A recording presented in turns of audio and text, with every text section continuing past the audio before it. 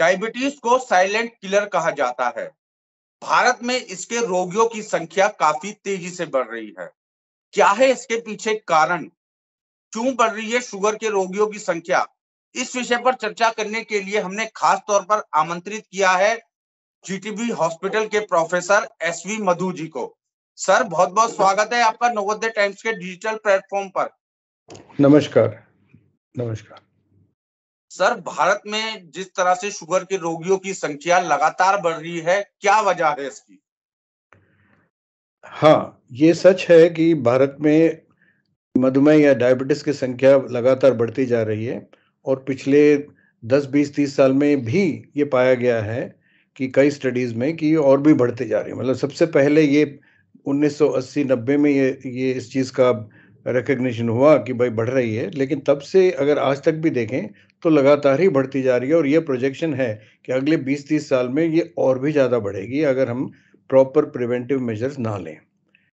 इसके मुख्य कारण जो बतलाया जाता है, जो कई स्टडीज से पाया गया है, वो लाइफस्टाइल यानी जीवन शैली में परिवर्तन के कारण है। और इस लाइफस्टाइल में हम किन चीज़ों का जिक्र करते हैं? सबसे पहले खान-पान, जो बिल्कुल बदल गया है। आजकल का fast foods, high energy foods, excess sweets, excess fatty foods, ये सब जो हैं खान-पान इस तरह के रिस्की खान-पान है जो हम खाते हैं तो शुगर को की रिस्क को बढ़ाता है। दूसरा, व्यायाम की कमी।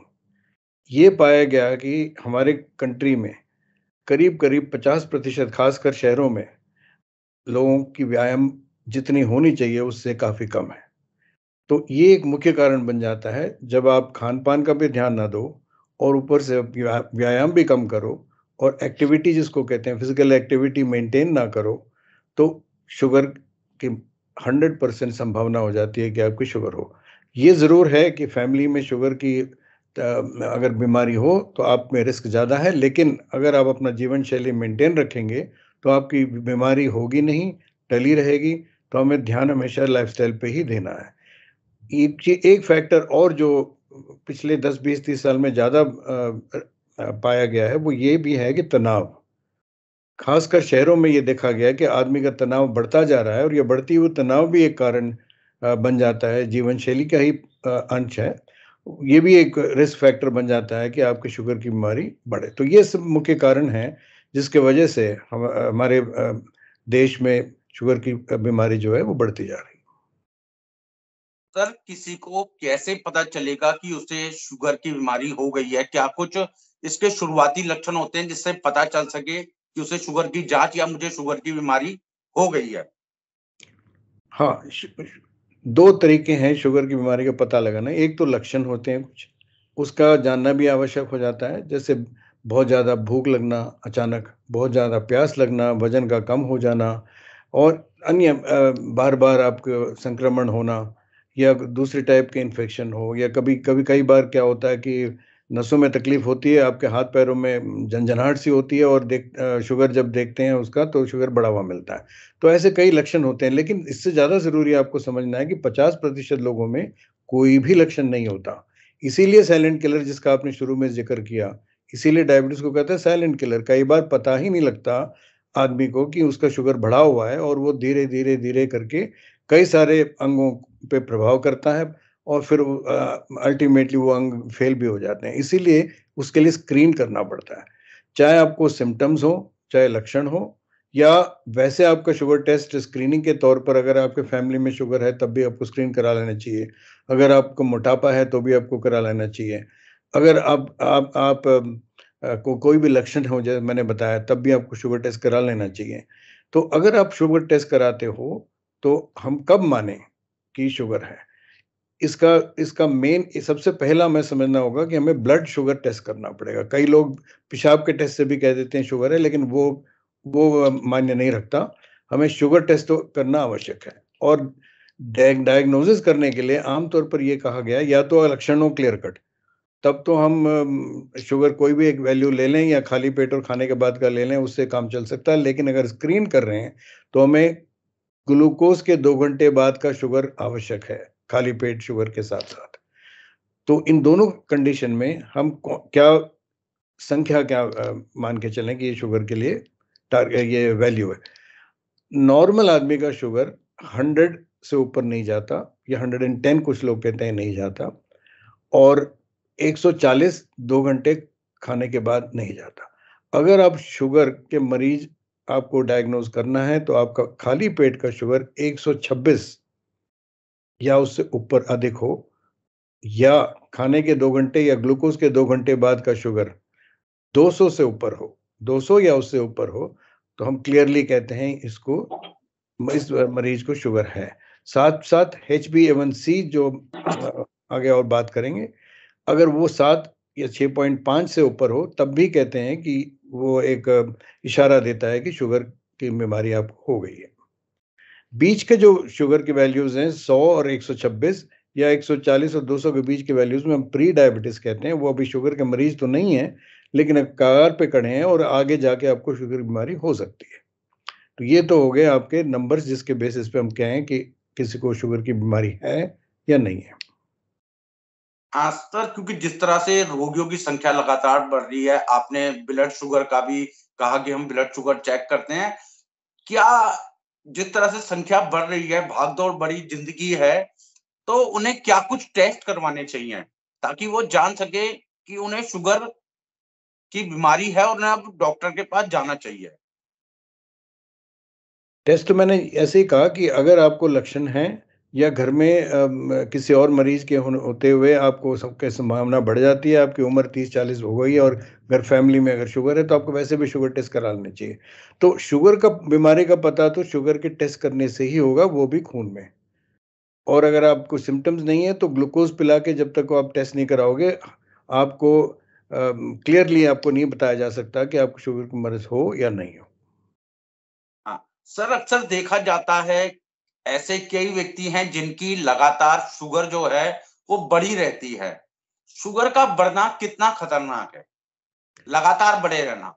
हाँ, शुगर का लगातार बढ़े जाना उसी को हम शुगर की बीमारी या डायबिटीज़ कहते हैं। जब शुगर कई सिचुएशन में ऐसा भी होता है कि 2-4 दिन, हफ्ते के लिए शुगर बढ़ जाता है, फिर नॉर्मल हो जाता है। उसको हम शुगर की बीमारी नहीं कहते हैं। शुगर का लगातार बढ़ा हुआ रहना ही डायबिटीज़ है एक तरह से। और अगर शुगर की मात्रा जो मैंने बताया उससे अधिक हो और लगातार हफ्ते, महीने या सालों तक ऐसे बढ़ी हुई रहे, कई बार आदमी को पता भी नहीं लगता, तो उसके अनेक प्रभाव होते हैं। शरीर में ऐसा कोई भी अंग नहीं है जिस पे उसका बुरा असर ना हो, और ख़ासकर दिल, गुर्दे, नस और आँख, ये 4 ऐसे अंग हैं जिस पे सबसे ज़्यादा प्रभाव शुगर के बढ़े रहने की वजह से होता है। बार-बार संक्रमण भी होते हैं, जगह-जगह स्किन इन्फेक्शन हो सकते हैं, आँखों में इन्फेक्शन हो सकता है, फेफड़ों में या रेस्पिरेटरी इन्फेक्शन हो सकता है, और भी तरह-तरह के इन्फेक्शन हो सकता है जो कि बड़ी जल्दी से बढ़ के जानलेवा भी हो सकता है। और गैंग्रीन जिसको कहते हैं, जब नसों में जब असर होता है और पैरों में खासकर कोई इन्फेक्शन या कुछ घाव बन जाता है, तो उसके ना भरने के कारण एक मुख्य कारण शुगर की बीमारी है, और कई बार इतना ज़्यादा बढ़ जाता है कि वो पैर काटने की भी आवश्यकता पड़ सकती है। तो इस तरह इसीलिए हम शुगर हमें कंट्रोल में रखना बहुत ज़रूरी है। सर, इसी से जुड़ा मेरा एक सवाल है, कई हेल्थ एक्सपर्ट है मानना है कि अगर शुगर जरूरत से ज्यादा कम हो जाए तो मरीज कोमा में जा सकता है। हालांकि कम होने की शिकायत कई मरीजों में होती है, तो कितना कम होना चाहिए या बहुत ज्यादा कम कितना नुकसानदायक है?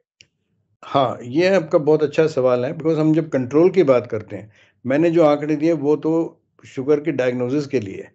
लेकिन एक बार आपके शुगर के मरीज़ हो गए, तो ये सवाल उठता है कि क्या वैल्यूज़ ऐसी हैं जिसके नीचे हमारा शुगर होना चाहिए, और अच्छा कंट्रोल किसको मानेंगे?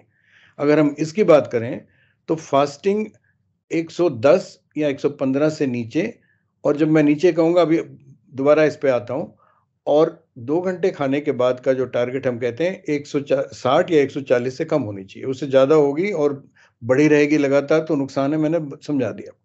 और A1C और HbA1c जो कि पिछले 3 महीने के कंट्रोल के बारे में हमें एक ही रीडिंग से बताता है, वो हम कहते हैं कि 7 से कम होना चाहिए। और कुछ मर्ज़ जो बिल्कुल यंग हों, कोई कॉम्प्लिकेशन ना हो तो 6.5 भी कोशिश की जा सकती है, लेकिन 7 से कम तो होना ही चाहिए अच्छा कंट्रोल मानने के लिए। अब सवाल उठता है कि 110 के नीचे तो 90 भी है, 80 भी है, 100, 70 भी है और 60 भी है और भी कम भी है।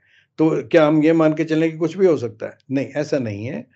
80 ज़्यादातर ये देखा गया कि 80 से ऊपर ही रखना अच्छा है। कंट्रोल का मतलब है आपसे 110 से नीचे हो, लेकिन ऐसा भी ना हो कि आपका शुगर बहुत ही डाउन हो जाए और 70 या 80 से कम हो जाए। तो हम कोशिश ये रखते हैं अच्छा कंट्रोल में फास्टिंग को 80 और 110 के बीच में ही रखें, क्योंकि अगर शुगर डाउन हो जाए, खासकर 70 से कम हो जाए, कई पेशेंट्स में हमने देखा है कि 70 या 50 से भी कम हो जाता है, तो वो अपने आप में एक प्रॉब्लम क्रिएट कर सकता है और तरह-तरह के कॉम्प्लिकेशन मरीज में कर सकता है। सबसे पहले तो हाइपोग्लाइसीमिया हम कहते हैं इसको, लो शुगर यानी कि हाइपोग्लाइसीमिया। हाइपोग्लाइसीमिया अपने आप में खतरनाक हो सकता है। मतलब शुरू में तो संकेत देगा कि शुगर डाउन हो रहा है, जैसे कि आपके अचानक दिल की धड़कन बढ़ जाएगी, पसीने आ जाएँगे, सर में दर्द हो जाएगा, आँखों के सामने धुंधलापन होगा, हाथ-पैर काँपने लगेंगे, भूख बहुत ज़्यादा लगने लगेगी। ये सब आपको आपकी तरफ इशारा कर रही है कि शुगर आपका 80 से कम शायद हो रहा हो, 70 से कम शायद हो रहा हो, आप तुरंत ग्लूकोज़ लीजिए, कुछ और करिए। लेकिन अगर हम मान लो इस बात पे ध्यान ना दें, तो कई बार शुगर बहुत ही कम हो जाती है, 50, 40, 30 भी हो सकती है और ये जानलेवा भी हो सकती है, मरीज कोमा में जा सकता है और कई बार कोमा में जाने के बाद तो उसका घर में इलाज हो भी नहीं सकता, अचानक आपको इमरजेंसी में लेके आना पड़ेगा हॉस्पिटल में और जब तक ग्लूकोज़ नस में नहीं चढ़ेगा, तो वापस होश नहीं आएगी और अगर इसमें भी कुछ थोड़ी बहुत अगर लापरवाही या डिले हुआ, तो कई बार जान भी जा सकती है। तो इसलिए कंट्रोल करना तो आवश्यक है, लेकिन साथ-साथ ये ध्यान रखना आवश्यक है कि हाइपोग्लाइसीमिया यानी कि लो शुगर ना हो। अच्छा कंट्रोल के साथ-साथ लो शुगर भी अवॉइड करना आवश्यक है। हाँ, सर आपने महत्वपूर्ण जानकारी दी है। शुगर बढ़े रहना और कम होना दोनों ही खतरनाक है। अच्छा शुगर कंट्रोल करने के लिए क्या कुछ करना चाहिए? अच्छा शुगर कंट्रोल करने के लिए एक तो आपको टाइम से खाना खाना चाहिए, जो आपको डॉक्टर या डायटीशियन आपको समझाए। इसीलिए हम बार-बार बताते हैं मरीजों को कि आपको टाइम से खाना बहुत आवश्यक है। जो रोज़ जिस टाइम पे आप नाश्ता करें, दोपहर का खाना खाएँ या डिनर खाएँ, आप लगभग उसी टाइम पे आप अपना खाना का टाइम रखें। टाइम जितना बताया खाना उतना खाएँ। ऐसा नहीं कि एक दिन कम, एक दिन ज़्यादा करते रहें तो रिस्क बढ़ जाता है कि आपकी शुगर डाउन हो, कभी कभी कंट्रोल से बाहर हो। तीसरी बात आपको रेगुलरली जो दवाई बताई गई है वो आपको लेना चाहिए और रेगुलरली उसी मात्रा में लेनी चाहिए जितना आपको प्रिस्क्राइब किया है। कई बार ऐसा नहीं होना चाहिए कि आपको इंसुलिन दिया या कोई दवाई दी, एक दिन आपने गोली कम कर दी, बढ़ा दी या इंसुलिन की डोज़ कभी कम कभी ज़्यादा कर ली। उससे ये रिस्क हाइपोग्लाइसीमिया का और कंट्रोल बिगड़ने का दोनों का बढ़ जाता है। तो इसलिए हमें ये ध्यान रखना पड़ेगा कि जो भी डोज़ आपका कंट्रोल करने के लिए दी गई है, वो आपको डोज़ बराबर लेते रहना पड़ेगा।